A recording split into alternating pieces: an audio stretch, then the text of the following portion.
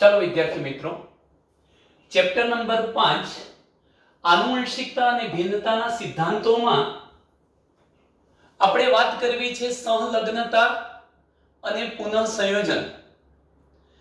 અગાઉના વિડિયો લેક્ચરમાં મોર્ગને ડ્રોસોફિલા પર કરેલા દ્વિસંકરણ પ્રયોગોમાં આપણે અપૂર્ણ સહલગ્નતા અને સંપૂર્ણ સહલગ્નતાની વાત કરી.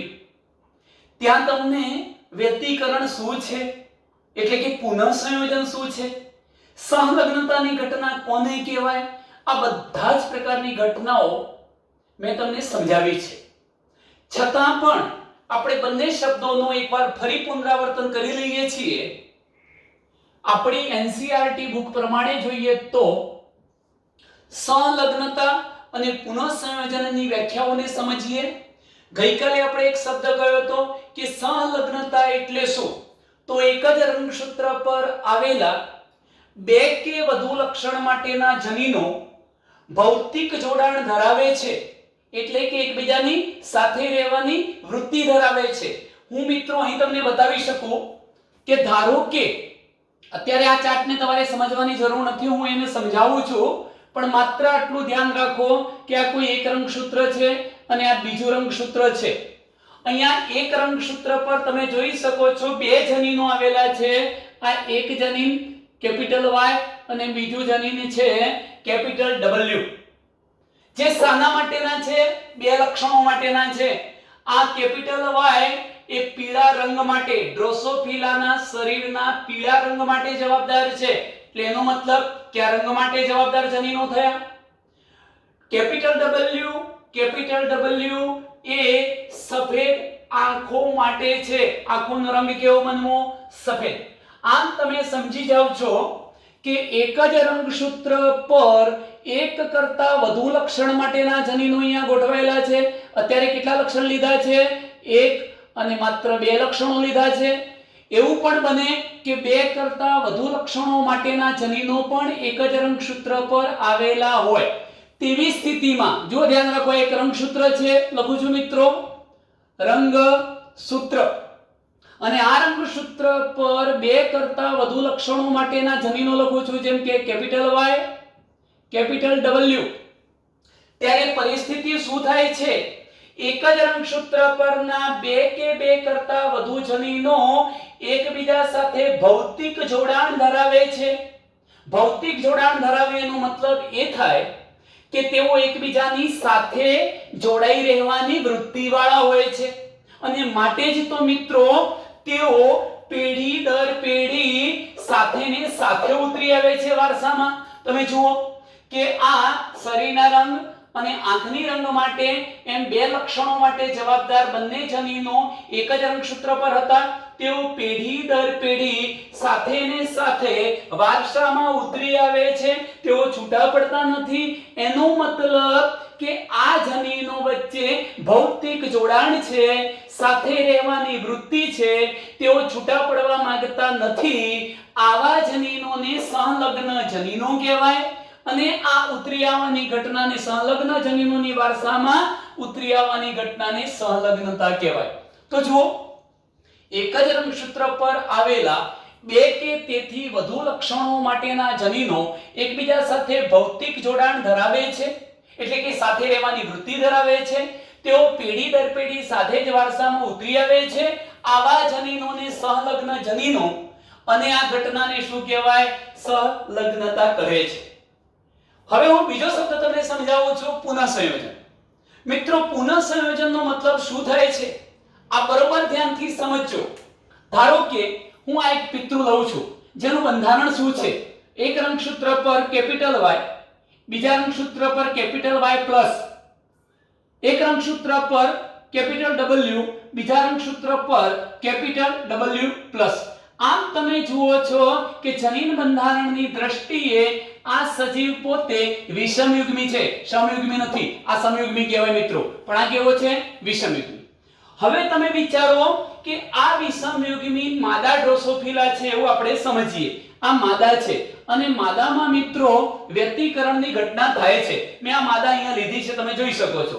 માદામાં જો વ્યતિકરણની ઘટના થાય તો એનો મતલબ એ થયો કે બે પાસેના રંગસૂત્રો વચ્ચે સમજાત રંગસૂત્રો વચ્ચે વ્યતિકરણ થાય છે, જનીન દ્રવ્યોની લેવડ દેવડ થાય છે, આપલે થાય છે, એના પરિણામે જનીનોના નવા જોડાણો બને છે. એનો મતલબ એ થયો મિત્રો કે એક જ રંગસૂત્ર પર ગોઠવાયેલા બે જે જનીનો સંલગ્ન જનીનો હતા એમની સંલગ્નતા તૂટી જાય છે. જેમ કે તમે જુઓ કે કેપિટલ Y કેપિટલ W સાથે જવા જોઈએ, એવી રીતે capital Y plus capital W plus સાથે જવા જોઈએ તો સંલગ્નતા. પરંતુ તમે જોઈ શકો છો કે વ્યતિકરણની ક્રિયાના કારણે ચાર પ્રકારના પ્રજનનકોષ બને છે. કેપિટલ Y કેપિટલ W વાળો, capital Y plus capital W plus વાળો અને પછી વચગાળાનો. એટલે કેપિટલ Y ની સાથે કેપિટલ W પ્લસ જાય છે અને કેપિટલ Y પ્લસ ની સાથે કોણ જાય છે? Capital W. એનો મતલબ એ થયો કે એક રંગસૂત્ર પર આવેલા આ સંલગ્ન જનીનોની સંલગ્નતા તૂટી ગઈ અને જનીનના નવા જોડાણો બન્યા. આ બે તમે જોઈ શકો છો મિત્રો, જનીનોના બંને નવા જોડાણો બન્યા. આ ઘટનાને શું કહેવાય? પુનઃસંયોજન થયું, વ્યતિકરણ થયું એમ કહેવાય. અને એને પરિણામે જ્યારે આવા નવા જનીનિક જોડાણો ધરાવતા પ્રજનન કોષો ફલન પ્રક્રિયામાં ભાગ લે છે ત્યારે પિતૃઓ કરતા અલગ પ્રકારની સંતતિ રચે છે, જેને કહેવાય છે બિન પિતૃ જનીન સંયોજન. શું કહેવાય? બિન પિતૃ જનીન સંયોજન. તો મિત્રો હવે વ્યાખ્યા આવડશે. જુઓ, વ્યતિકરણની ઘટનાને લીધે સંલગ્ન જનીનોની સંલગ્નતા તૂટી જાય છે અને જનીનોના નવા જોડાણો રચાય છે, એટલે કે બિન પિતૃત્વ જનીન સંયોજન બને છે, જેને પુનઃસંયોજનની ઘટના કહે છે. જેના કારણે સંતતિઓ પિતૃઓ કરતા જુદી પડે છે. તમે જુઓ અહીંયા કે પીળો શરીરનો રંગ અને સફેદ આંખ એક પિતૃ, બદામી શરીરનો રંગ અને લાલ આંખ બીજો પિતૃ. અહીંયા શું મળ્યું? પીળો શરીરનો રંગ, સફેદ આંખ, પિતૃ જેવા મળ્યા. ભૂખરો અથવા બદામી રંગ અને લાલ આંખ એ પણ પિતૃ જેવા. પણ અહીં જુઓ, પીળો રંગ, લાલ આંખ, બદામી રંગ, સફેદ આંખ, પિતૃઓ કરતા આ સંતતિ કેવી પડી? જુદી. એનો મતલબ એ થયો કે કેમ આવું થયું છે? વ્યતિકરણની ઘટનાને કારણે. ચાલો મિત્રો, હવે અહીંથી બાબતને બરોબર ધ્યાનથી સમજજો. આપણા સિલેબસના જ બધા જ પોઈન્ટને મેં અહીંયા નોટ કર્યા છે. સમગ્ર થિયરી તમે લખી શકો, એની સાથે આ જરૂરી પોઈન્ટની પણ મેં અહીંયા નોંધ કરી છે. તમે જોઈ શકો છો કે મોર્ગને લિંગી રંગસૂત્ર સાથે સંકળાયેલા જનીનોના અભ્યાસ માટે ડ્રોસોફિલા મેલાનોગેસ્ટર પર ઘણા બધા દ્વિસંકરણ પ્રયોગ કર્યા. અહીં આ યાદ રાખજો, મોર્ગને ડ્રોસોફિલા મેલાનોગેસ્ટર નામની ફળમાખી પર દ્વિસંકરણ પ્રયોગો કર્યા. પણ એ પણ યાદ રાખવું છે કે મેં અહીંયા લીધેલા બે લક્ષણ, જેમ કે શરીરનો રંગ, મેં લખ્યું છે મિત્રો અહીં સાઈડમાં, શરીરનો રંગ અને આંખોનો રંગ, આવા બે લક્ષણ માટેના આ જે ચાર જનીનો હતા એ જનીનો એક્સ લિંગી રંગસૂત્ર પર આવેલા છે. શું યાદ રાખીશું કે જનીનો બધા કયા રંગસૂત્ર પર આવેલા છે? એક્સ લિંગી રંગસૂત્ર પર આવેલા છે. વાય રંગસૂત્ર પર આ બે લક્ષણ માટેનું કોઈ જ જનીન હોતું નથી. યાદ રાખીશું ફરીથી કે મોર્ગને ડ્રોસોફિલા પર દ્વિસંકરણ પ્રયોગો કર્યા હતા. એ શાના માટે કર્યા હતા? એક્સ રંગસૂત્ર સંલગ્ન જનીનોના લક્ષણોને સમજવા માટે. એટલે કે આ બંને લક્ષણો માટેના જે જનીનો હતા એક્સ રંગસૂત્ર પર આવેલા હોવાથી આને એક્સ સંલગ્ન જનીનો કહેવાય. આ બંને લક્ષણોના નિર્માણ કાર્ય સાથે વાય રંગસૂત્ર સંકળાયેલું હોતું નથી. અમે આમ ત્રાસુ બતાવ્યું છે એ વાય રંગસૂત્ર છે, એને કોઈ નાવા નીચવાનો સંબંધ હોતો નથી. ચાલો મિત્રો, અહીંયા મોર્ગને કરેલા દ્વિસંકરણ પ્રયોગો મેન્ડેલે કરેલા વટાણાના છોડમાં દ્વિસંકરણ પ્રયોગો જેવા જ હતા. તો પ્રશ્ન શું થાય? બરોબર ધ્યાન રાખજો. જેમ કે હું અહીંયા ઉદાહરણ તરીકે આ ઘટના સમજાવું છું કે પીળું શરીર અને સફેદ આંખો વાળી પીળું શરીર અને સફેદ આંખોવાળી માદા ડ્રોસોફિલાનું બદામી રંગનું શરીર અને લાલ આંખોવાળી નર ડ્રોસોફિલા સાથે સંકરણ કરાવવામાં આવ્યું, જેને કારણે F1 સંતતિ પ્રાપ્ત થઈ. કઈ સંતતિ પ્રાપ્ત થઈ છે મિત્રો? F1 સંતતિ પ્રાપ્ત થઈ. એ પણ કેવી પ્રાપ્ત થઈ એની હું ચર્ચા થોડીવાર પછી કરું છું, પણ F1 સંતતિ પ્રાપ્ત થઈ. હવે તમે વિચારો, મેન્ડેલના મંતવ્ય પ્રમાણે વિચારો કે F1 સંતતિ વચ્ચે આપણે સતત ને સતત પરફલન કરાવતા રહીએ અને જો F2 સંતતિ સર્જાય, કોણ સર્જાય?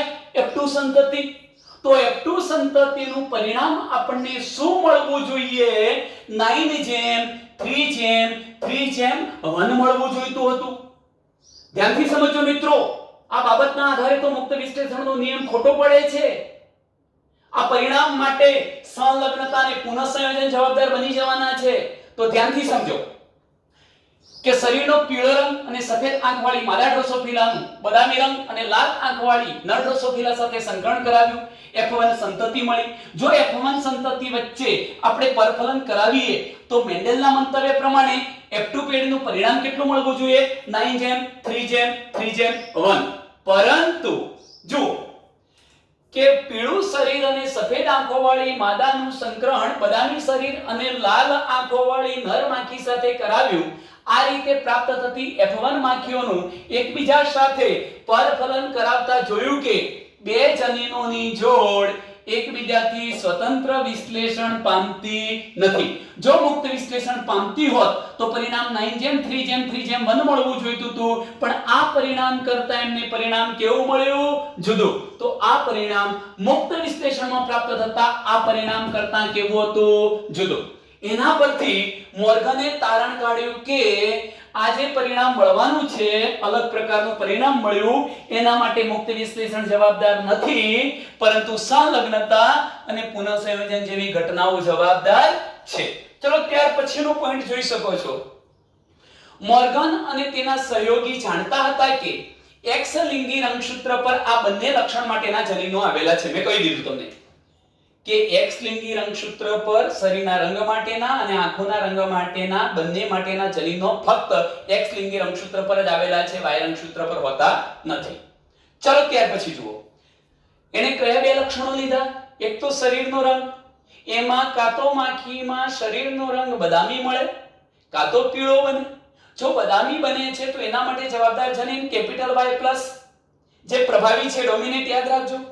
અને શરીરનો રંગ પીળો બનવા માટે જવાબદાર જનીન Y જ છે, પ્લસ નહીં, Y. અને એ પ્રચ્છન્ન જનીન છે, યાદ રાખવાનું છે. આંખોના રંગમાં લાલ રંગની આંખો બનવી એના માટે જવાબદાર જનીન W+ છે, જે પ્રભાવી ડોમિનેટ છે. અને આંખોના રંગમાં સફેદ રંગની આંખો બનવી એના માટે જવાબદાર જનીન કોણ છે? W, જે પ્રચ્છન્ન જનીન છે. યાદ રાખવાનું મિત્રો, આ બેની હાજરીમાં આ હોય તો આ લક્ષણ આવશે પ્રભાવી, આ બેમાં આ હોય તો કયું આવશે? પ્રભાવી. હા, સફેદ આંખો ક્યારે બને? W, W થાય તો. પીળો રંગ ક્યારે આવે? Y ભેગા થાય તો. પણ જો Y અને Y+ હોય તો રંગ હંમેશા કેવો મળવાનો? બદામી. જો W અને W+ ભેગા થાય તો હંમેશા આંખોનો રંગ કેવો મળવાનો? લાલ મળવાનો છે. આ બાબત યાદ રાખજો.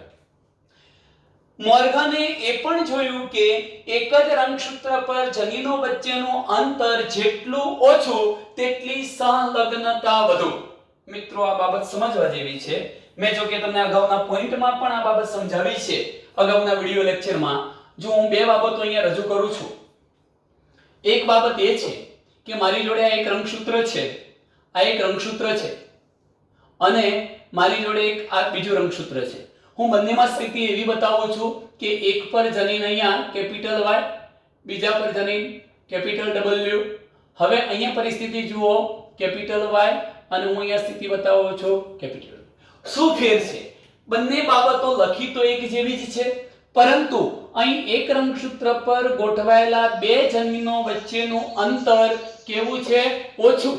અને અંતર ઓછું હોય તો આ બે જનીનો વચ્ચેની સહલગ્નતા, સાથે રહેવાની, જકડાઈ રહેવાની, ભૌતિક જોડાણની વૃત્તિ વધુ.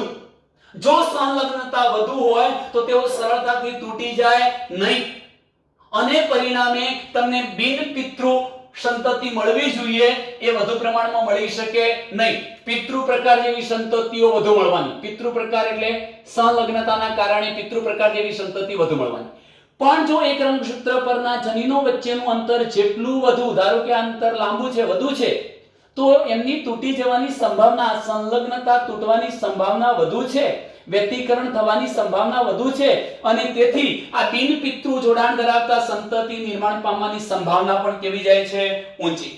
તો તેમણે એ પણ નોંધ્યું કે એક જ રંગસૂત્ર પર જનીનો વચ્ચે અંતર ઓછું તો સંલગ્નતા વધુ પરંતુ પુનઃસંયોજનની શક્યતા ઓછી. તેવી જ રીતે તેમણે દર્શાવેલા બંને ક્રોસ પૈકી, હવે મિત્રો તમને પ્રશ્ન થશે કે અહીંયા તો આપણે એક જ ક્રોસ બતાવ્યો છે, બીજો ક્રોસ ક્યાં છે? મિત્રો બીજો ક્રોસ આના જેવો જ છે, ફરક માત્ર ને માત્ર એટલો છે કે આપણે પીળો રંગ અને સફેદ આંખવાળી માખી લઈએ છીએ, એની જગ્યાએ આપણે સફેદ રંગ અને લઘુ પાંખ આવું લક્ષણ લેવાનું છે. એ માટેના જનીનો પણ તમે કેપિટલ M પ્લસ લખી શકો. એટલે આના જેવો જ બીજો ક્રોસ પણ છે. મેં બંને પરિણામો લખ્યા છે, એક અને બંને ક્રોસના. તો હવે જરા ધ્યાન રાખો, અહીં ધ્યાન રાખજો. તેથી જ તેમણે દર્શાવેલા બંને ક્રોસ પૈકી સફેદ અને પીળા માટેના જનીનો, એટલે આ સફેદ અને પીળા માટેના જે જનીનો હતા એ જનીનો ખૂબ જ મજબૂતાઈથી જોડાયેલા હોય, તેમાં પુનઃસંયોજન ફક્ત 1.3% હોય, જ્યારે સફેદ અને લઘુપંખ માટેના જનીનોમાં પુનઃસંયોજન પ્રમાણ 37.2% હતું, સંલગ્નતા ઓછી હતી. મિત્રો સેજ પણ ચિંતા ના કરો, એકદમ સરળ વાક્ય રચના છે, હું 2 મિનિટમાં તમને સમજાવી દઉં. ધ્યાન રાખો. મેન્ડલે પહેલો ક્રોસ કર્યો, એમાં પીળો રંગ અને સફેદ આંખવાળી માખી લીધી. તો પીળા રંગ અને સફેદ આંખ માટેના જનીનો બિલકુલ નજીક હતા. એક રંગસૂત્ર પર આ જનીનોનું અંતર કેવું હતું? નજીક. તો એમની વચ્ચેની સંલગ્નતા કેવી? વધુ. અને જો સંલગ્નતા વધુ હોય તો વ્યતિકરણ કેવું થાય? ઓછું. એટલે પુનઃસંયોજિત સંતતિઓ તમને કેવી મળે? ઓછી. એટલે હવે તમે એક પરિણામ જોઈ શકો છો મિત્રો.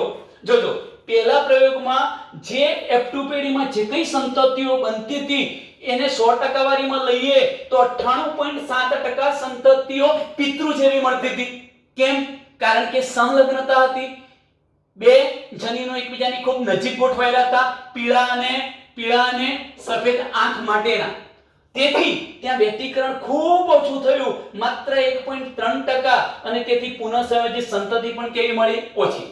પણ આ જ પ્રકારનો પ્રયોગ જ્યારે કરવામાં આવ્યો ત્યારે ત્યાં પરિસ્થિતિ શું હતી? જો આ બે માટેના જનીનો નજીક લીધા, પણ જે બીજું સંકરણ કરવામાં આવ્યું સફેદ શરીર અને લઘુપંખ અથવા સફેદ આંખ અને લઘુપંખ માટે ગમે તે લઈ શકો લક્ષણ, તો એના માટેના જનીનો કેવા હતા? રંગસૂત્ર પર દૂર, અને દૂર હોવાના કારણે એમની વચ્ચેની સંલગ્નતા સરળથી તૂટી જતી હતી, વ્યતિકરણ વધુ થતું હતું, પુનઃસંયોજિત સંતતિઓ વધુ મળતી હતી, અને માટે જ બીજા ક્રોસમાં 62.8% સંતતિઓ પિતૃઓ જેવી મળી અને 37.5% જેટલી સંતતિઓ પુનઃસંયોજિત મળી. મિત્રો ખબર પડી ચૂકી હશે, આ જ મુદ્દો છે, જોઈ શકો છો. તેમણે એ પણ જોયું કે એક જ રંગસૂત્ર પર જનીનો વચ્ચે અંતર ઓછું તો સંલગ્નતા વધુ, પુનઃસંયોજન ઓછું. તેવી જ રીતે તેમણે દર્શાવેલા બંને ક્રોસ પૈકી સફેદ અને પીળા માટેના જનીનો મજબૂતાઈથી નજીક ગોઠવાયેલા હોવાથી પુનઃસંયોજન ફક્ત 1.3% જ, જ્યારે સફેદ અને લઘુપંખ માટેના જનીનો દૂર ગોઠવાયેલા હોવાથી પુનઃસંયોજન પ્રમાણ વધુ 37.2% હતું. એટલે સંલગ્નતા કેવી થઈ જાય? ઓછી. ચલો મિત્રો, મોર્ગનના વિદ્યાર્થી અલ્ફ્રેડ સ્ટર્ટીવેન્ટે એક જ રંગસૂત્રના જનીન જોડની પુનઃસંયોજિત આવૃત્તિને જનીનો વચ્ચેનું અંતર માનીને રંગસૂત્રમાં તેમની સ્થિતિનો નકશો દર્શાવ્યો. આનો મતલબ શું થાય? સાંભળો કે ધારો કે આ એક રંગસૂત્ર પર બે જનીનો નજીક છે અને એક રંગસૂત્ર પર બે જનીનો કેવા છે? દૂર. તો સ્વાભાવિક છે કે આ પ્રકારના જનીનો દ્વારા જે પુનઃસંયોજિત સંતતિ મળવાની એ કેવી મળવાની? ઓછી. આવૃત્તિ કેવી મળી? ઓછી. તો એના પરથી એને શું કર્યું? કૃત્રિમતા બતાવી, આવું એક રંગસૂત્ર દોર્યું અને કહ્યું કે પુનઃસંયોજિત સંતતિ ઓછી મળી તો તે માટેના જનીનોના સ્થાન નજીક નજીક છે એવું નિરૂપણ કર્યું. પણ માની લો પુનઃસંયોજિત સંતતિઓ વધુ મળી 37.2 જેટલી, તો તેમણે એવું વિચારી લીધું કે એ માટેના જનીનો એકબીજાથી કેવા હશે? દૂર. તો આમ રંગસૂત્ર પર એમણે જનીનોના ભૌતિક સ્થાન વિશેની માહિતી આપી. કોણે આપી? અલ્ફ્રેડ સ્ટર્ટીવેન નામના વૈજ્ઞાનિક, જે મોર્ગનના સ્ટુડન્ટ વિદ્યાર્થી હતા. ચાલો મિત્રો, તો અહીં સુધીની તમામ બાબતનો આપણે અભ્યાસ કરી ચૂક્યા છીએ. હવે મોર્ગને ડ્રોસોફિલા પર જે પ્રયોગ કર્યો હતો, આપણી એનસીઈઆરટી બુકમાં આ જે ફિગર છે એ પર્યાપ્ત નથી. એમાં ઘણા બધા પોઈન્ટ કટ આઉટ કરીને બતાવેલા છે. સાથે સાથે એના રંગની, આંખના રંગની, શરીરના રંગની સ્પષ્ટતા નથી મિત્રો, અને માટે જ આપણે આ આકૃતિ પર ધ્યાન રાખીશું. આ જ આકૃતિના આધારે તમામ ઘટનાને સમજવા પ્રયત્ન કરીએ છીએ. તો અહીં ધ્યાન રાખો. ચલો મિત્રો, આ બાજુ જરા ધ્યાન રાખશો. સર્વપ્રથમ પ્રયોગની શરૂઆત આપણે કરીશું. અહીં તમે જોઈ શકો છો કે પ્રયોગની શરૂઆત આપણે કરવા જઈ રહ્યા છીએ. આ પ્રયોગની શરૂઆતમાં સર્વપ્રથમ પોઈન્ટ કયો છે કે આપણે પેરેન્ટ પેઢી, પિતૃ પેઢી તરીકે જે માદા અને નર ડ્રોસોફિલા માખીને પસંદ કરીએ છીએ એ કેવા લક્ષણવાળી હતી? તો તમે જોઈ શકો છો કે એવી માદા માખી એમણે પસંદ કરી કે જેમના શરીરનો રંગ પીળો અને આંખો સફેદ રંગની હતી. એના માટેના જનીનો જોઈ લો. Capital Y, capital Y, capital W, capital W. આ શું થયું? પીળો રંગ, સફેદ આંખ ધરાવતી માખીનું બંધારણ. એનું બદામી અથવા ભૂખરો રંગ અને લાલ આંખ ધરાવતી નર માખી સાથે સંકળાયું છે. મિત્રો, આ બાબત અગત્યની છે. તમને નવાઈ લાગશે કે મેં આ રંગસૂત્ર પર જનીનો શા માટે નથી બતાવ્યા. તો મિત્રો, આ રંગસૂત્ર છે વાય રંગસૂત્ર. કયું રંગસૂત્ર છે? વાય રંગસૂત્ર. અને મેં તમને પહેલા જ કહી દીધું કે વાય રંગસૂત્ર પર આ બંને લક્ષણો માટેના કોઈ જનીનો હોતા નથી, એટલે આપણે વાય રંગસૂત્ર પર કોઈ જ જનીન બતાવ્યું નથી. પણ સાથે સાથે એ બાબત પણ યાદ રાખજો કે એનું જે આ એક્સ લિંગી રંગસૂત્ર હતું એના પર આવેલા જનીનો પ્રભાવી છે. કેવા છે? પ્રભાવી, ડોમિનેટ. જ્યાં સુધી કેપિટલ વાય પ્લસ અને કેપિટલ ડબલ્યુ પ્લસ હાજર હશે ત્યાં સુધી બાકી બદામી રંગ અને લાલ આંખ વાળી જ બનવાની છે. મિત્રો, આ પ્રકારની માખી એ જંગલી માખી હતી, વન્ય માખી.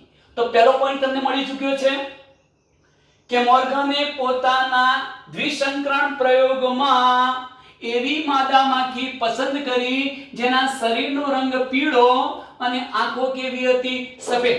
એનું વન્ય પ્રકારની નર ડ્રોસોફિલા કે જેના શરીરનો રંગ બદામી અને આંખ કેવી હતી? લાલ. એની સાથે એને સંકળાયું છે. શું ઘટનાઓ બને છે મિત્રો? હવે જ્યારે અર્ધીકરણની પ્રક્રિયા થવાની, કારણ કે પ્રજનન કોષોનું નિર્માણ કરવું છે એટલે અર્ધીકરણ પ્રકારનું કોષ વિભાજન થવાનું, જન્યુઓ ગેમેટ્સ બનવાના છે. આ ગેમેટ્સ કેવા બને અને શા માટે? ચાલો મિત્રો, ધ્યાન રાખો. એક મુદ્દો બીજો પણ કહી દઉં કે હંમેશા માદાની અંદર વ્યતિકરણ થાય પરંતુ નર માખીમાં વ્યતિકરણ થતું નથી.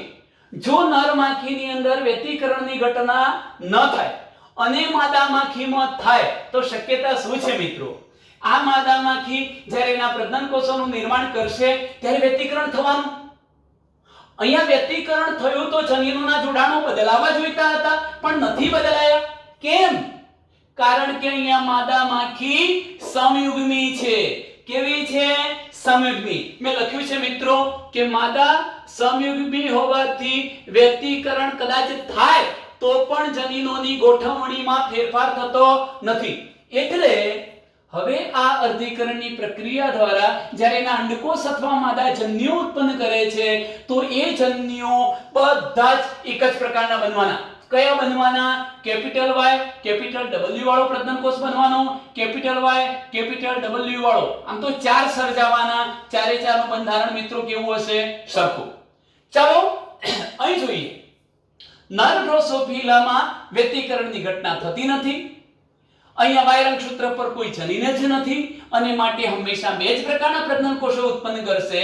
એના 50% પ્રજનન કોષોમાં કેપિટલ Y પ્લસ અને કેપિટલ W પ્લસ વાળા પ્રજનન કોષો બનશે અને બીજું જે બીજા પ્રજનન કોષો બનવાના એમાં ફક્ત Y રંગસૂત્ર જશે જેના પર કોઈ જ જનીન જવાનું નથી. હવે શક્યતા ફલનની આવી, ફર્ટિલાઇઝેશન, ફલન. હવે જો ફલન થાય તો મિત્રો વિચારો કે આ પ્રકારના અંડકોષો આ પ્રકારના શુક્રકોષ સાથે ફલન કરશે તો ફલનની શક્યતાઓ તો બે જ બને. કેમ બને બે? કારણ કે બધા જ અંડકોષો એક જ પ્રકારના હતા અને શુક્રકોષો અથવા નર પ્રજનન કોષો બે પ્રકારના હતા. એટલે જોજો આ પ્રકારનો અંડકોષ આ પ્રકારના શુક્રકોષ સાથે ફલન કરે તો જનીન બંધારણ શું બને? Capital Y capital W capital Y plus capital W plus જનીન બંધારણ બને. આ એક માખી બની, યાદ રાખજો. અને હવે જુઓ આ જ પ્રકારનો અંડકોષ બીજા પ્રકારના શુક્રકોષ સાથે ફલન કરે, કેપિટલ Y કેપિટલ W અને માત્ર Y રંગસૂત્ર, આવી માખી મળી.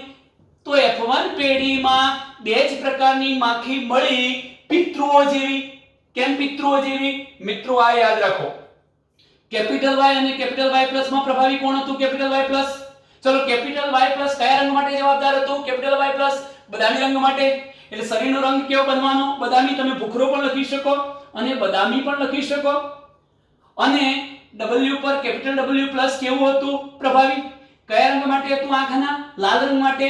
એટલે આ જે સંતતિ બની ભૂખરો રંગ અથવા બદામી રંગ, લાંબી પાંખવાળી વન્ય પ્રકારની બની. અહીં કેવી બને છે જુઓ.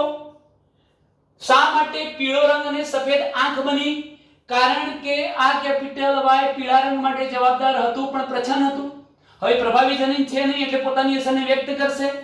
આ સફેદ રંગ માટે હતું પણ જો ત્યાં કેપિટલ W હોત તો આની અસર દબાઈ જતી. પણ Y રંગસૂત્ર પર કોઈ જનીન નથી માટે આ બંને પ્રચ્છન્ન જનીનો પોતાની અભિવ્યક્તિ બતાવે, પીળો રંગ સફેદ આંખોવાળી માખી બને. આમ F1 સંતતિ બધી જ પિતૃઓ જેવી બની. હવે મિત્રો સૌથી મહત્વનો પોઈન્ટ તો આ છે, કસોટી સંકરણ. કસોટી સંકરણમાં તમે આ બાબતને યાદ રાખજો. મેં તમને અગાઉ વ્યાખ્યા આપી છે કે કસોટી સંકરણ કોને કહેવાય? F1 સંતતિનું બંને લક્ષણો માટેના પ્રચ્છન્ન જનીન ધરાવતા પિતૃ સાથે યોજાતું સંકરણ એને કસોટી સંકરણ કહેવાય. અહીં તમે જોઈ શકો છો કે આ F1 સંતતિ બની. એમાં હું આ F1 સંતતિને ઉઠાવી લઉં છું. જો આ જ સંતતિ F1 જેને માદા તરીકે લઉં છું, વન્ય બદામી રંગ લાંબી પાંખવાળી માદા માખીનું હું બંને લક્ષણો માટે પ્રચ્છન્ન જનીન ધરાવતા પિતૃ સાથે સંકરણ યોજું છું. હવે બંને લક્ષણો માટે પ્રચ્છન્ન જનીનો કેમ પ્રભાવી ના લો? પ્રભાવી લો તો કસોટી સંકરણ કહેવાય નહીં. એટલે હું આની સાથે નહીં, પરંતુ યાદ રાખો સજીવ તો નર તો આવો જ લઈશ, પણ નર કેવો લઈશ? વન્ય પ્રકારનો નહીં, સામાન્ય નર લઈશ. કયો મિત્રો? સામાન્ય નર લઈશ કે જેનું બંધારણ શું હશે? Capital Y capital W. એટલે પીસ લઈશ. પીસનો મતલબ પીળો રંગ સફેદ આંખવાળી નર ડ્રોસોફિલાનું F1 પેઢીની બદામી રંગ લાંબી લાલ આંખ માટેના લક્ષણ ધરાવતી માદા ડ્રોસોફિલા સાથે સંકરણ યોજ્યું છે. મહત્વનો પોઈન્ટ આ છે. તમે જોઈ શકો છો કે નર તો હંમેશા બે જ પ્રકારના પ્રજનન કોષ ઉત્પન્ન કરશે. કેપિટલ Y કેપિટલ W વાળો આ રહ્યો અને બીજો પ્રજનન કોષ માત્ર Y રંગસૂત્ર વાળો બે જ પ્રકારના પ્રજનન કોષ બનવાના. તમે જોઈ શકો છો મિત્રો. જુઓ મેં આ પિતૃ લીધું F1 પેઢીના. F1 પેઢીનું આપણે પિતૃ સાથે શું કરીએ? સંકરણ. તો અહીંયા નરમાં કેપિટલ Y કેપિટલ W આ એક પ્રજનન કોષ બન્યો અને એક Y રંગસૂત્ર વાળો બીજો પ્રજનન કોષ. બે જ પ્રજનન કોષ બતાવ્યા છે. પણ માદામાં મેં કેમ ચાર પ્રકારના પ્રજનન કોષ બતાવ્યા? હવે તમે સમજી ગયા છો. માદામાં વ્યતિકરણ થાય છે. માદા વિષમયુગ્મી હોવાથી વ્યતિકરણ થવાને કારણે ચાર પ્રકારના માદાજન્યુઓ બને છે. કયા ચાર પ્રકારના મિત્રો જોઈ શકો છો? કેપિટલ Y કેપિટલ W વાળો એક, capital Y capital W plus વાળો બીજો, ત્રીજો જુઓ કેપિટલ Y કેપિટલ W વાળો ત્રીજો અને capital Y plus capital Y W વાળો ચોથો. કેમ કે અહીંયા વ્યતિકરણ થયું, 4 પ્રકારના પ્રજનન કોષો બન્યા. હવે તો ઘટના સિમ્પલ છે. આ 4 પ્રકારના પ્રજનન કોષો આ એક પ્રકારના પ્રજનન કોષ સાથે એટલે કે માદા પ્રજનન કોષો નર પ્રજનન કોષ સાથે ફલન કરશે. જો શક્યતા ટોટલ 8 રહેવાની, પણ એમાંથી પહેલી શક્યતા કે આ 4 એ 4 નું આ નર પ્રજનન કોષ સાથે ફલન થાય એટલે 4 પ્રકારની સંતતિઓ બનવાની. જો મિત્રો પહેલું આ માદા જન્યુ આ નર જન્યુ સાથે ફલન કરે એટલે આ શક્યતા પહેલી બની, capital Y capital Y capital W capital W. એક શક્યતા. ચલો capital Y capital W plus એ કેપિટલ Y કેપિટલ W સાથે એટલે આ બીજી શક્યતા. ત્રીજી શક્યતા capital Y plus capital W capital Y capital W ત્રીજી શક્યતા. અને ચોથી શક્યતા capital Y plus capital W plus નું કેપિટલ Y કેપિટલ W સાથે ચોથી શક્યતા. આ 4 શક્યતાઓ મળી.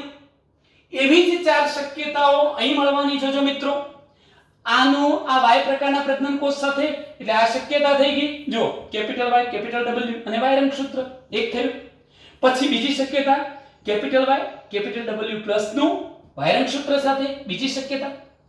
કેપિટલ Y પ્લસ નું capital Y plus capital W નું Y રંગસૂત્ર સાથે ત્રીજી શક્યતા. અને કેપિટલ Y પ્લસ અને કેપિટલ W પ્લસ નું Y રંગસૂત્ર સાથે ચોથી શક્યતા. આમ F2 પેઢીમાં તમે જુઓ 8 સંતતિ અત્યારે મેં બતાવી છે, બુકમાં પણ 8 બતાવી છે મિત્રો. આ સંતતિ કેવી મળી ધ્યાન રાખો. આ કેપિટલ Y કેપિટલ Y છે, પ્રભાવી નથી, પ્રછન છે એટલે પીળો રંગ બનવાનો. અહીં કોઈ પ્રભાવી નથી એટલે સફેદ રંગ બનવાનો. પીસ એક પિતૃ જેવા બન્યા પીસ. ચાલો એવી રીતે અહીં જુઓ capital Y capital Y capital W capital W plus W plus લાલ રંગ માટે હતો અને શરીરનો રંગ સામાન્ય પીળો આવવાનો. પીલા મળ્યા, પીળો રંગ, લાલ આંખ. અહીંયા જુઓ શરીરનો રંગ બદલાઈ જવાનો. પ્રભાવી જનીન છે Y પ્લસ એટલે બદામી રંગ અને સામાન્ય છે આંખ માટે એટલે સફેદ આંખ. હા, આ પિતૃ જેવું મળવાનું. Capital Y plus capital Y આના પર આ પ્રભાવી છે એટલે બદામી અથવા ભૂખરો રંગ મળવાનો અને લાલ આંખ મળવાની. મિત્રો આમાં તમે જુઓ છો કે બે સંતતિ પિતૃઓ જેવી મળી અને બે અલગ પ્રકારની પુનઃસંયોજિત મળી, બિન પિતૃત્વ પ્રકારવાળી. એવી જ રીતે અહીં જોઈ શકો છો તમે કે આ એક પીસ, કારણ કે આના પર તો રંગસૂત્ર પર કોઈ જનીન જ નથી એટલે આ બંને અભિવ્યક્તિ વ્યક્ત કરશે. પીળો રંગ સફેદ પીસ મળવાનું. એવી રીતે અહીં જુઓ capital Y plus capital W plus એટલે આ સંતતિ તમને કેવી મળવાની? પ્રભાવી અભિવ્યક્તિ વાળી એટલે બદામી રંગ, લાલ આંખ અથવા ભૂખરો રંગ, લાલ આંખ વાળી મળવાની. પણ આ બે જુઓ વચગાળાની મળશે. કઈ રીતે? Capital Y capital W plus એટલે શરીરનો રંગ તો પીળો બને પણ આંખ માટે આ પ્રભાવી હતું એટલે આંખ કેવી બની? લાલ. એવી રીતે કેપિટલ Y પ્લસ પ્રભાવી છે, શરીરના રંગ માટે પીળો રંગ ન મળે, બદામી રંગનું શરીર, પણ કેપિટલ W સફેદ માટે હતું, સફેદ આંખ બનવાની. મિત્રો આમ ટોટલ પરિણામમાં જુઓ બદામી રંગ, લાંબી આંખ, લાલ આંખ, બદામી રંગ, લાલ આંખ. આ બંને એક છે. ભૂખરો રંગ, લાલ આંખ કો અથવા બદામી રંગ, લાલ આંખ કો એક જ છે. પીળો રંગ, સફેદ આંખ, પીળો રંગ, સફેદ આંખ, આ બંને પણ એક. એટલે 1 2 3 અને 4 ચાર સંતતિ તમને કેવી મળી? પિતૃઓ જેવી. પણ આ ચાર સંતતિ જુઓ પીલા, બશ, બદામી રંગ, સફેદ આંખ, પીળો રંગ, લાલ આંખ, પીળો રંગ, લાલ આંખ, બદામી રંગ, સફેદ આંખ. આ ચાર સંતતિઓ કેવી મળી? પુનઃસંયોજિત બિન પિતૃ પ્રકારની એટલે પિતૃઓ જેવી મળતી નથી. તો મિત્રો આ પરિણામ કોના કારણે મળ્યું હતું? સહલગ્નતાને, વ્યતિકરણને કારણે આ પ્રકારનું પરિણામ આપણને ઉપલબ્ધ થઈ શકે છે. હવે જો તમે સફેદ રંગ અને લઘુપંખ માટેના બે જનીનોને પણ આ જ રીતે એક રંગસૂત્ર પર ગોઠવો, પણ દૂરના અંતરે ગોઠવો.